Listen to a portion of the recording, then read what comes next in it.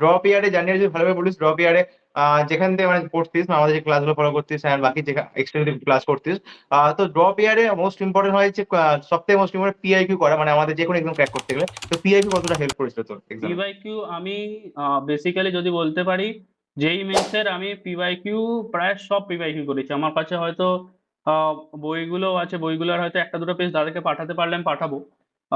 তুমি দেখতে পারবে যে আমি প্রতিটা কোশ্চেনের ওপরে একটা বা কালো কালি, একটা ব্লু কালি, আর তার উপরে হাইলাইটার দেয়া। হাইলাইটার কেন দেয়া? হাইলাইটার দিয়ে আমি বুঝতাম যে এটা একটা নতুন কনসেপ্টের কোশ্চেন।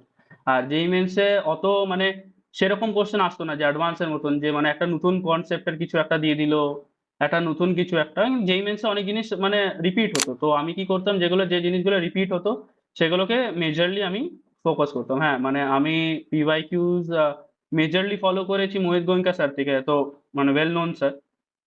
বাকি পিওয়াইকিউজ আমি তিনটে সাবজেক্টের থরলি করেছি। মানে আমি যদি আমার মোস্ট ইউজফুল রিসোর্স যদি বলো, মডিউল থেকে বেশি আমি পিওয়াইকিউ করেছি। আর ওটার অ্যানালিসিস, যে এটা এই কোশ্চেনটা এই বছর এসছে, এটা 3 বছর এসছে, তো এই কোশ্চেনটা আসার বেশি সম্ভাবনা, ওটাকে আমি হাইলাইট করে রাখতাম।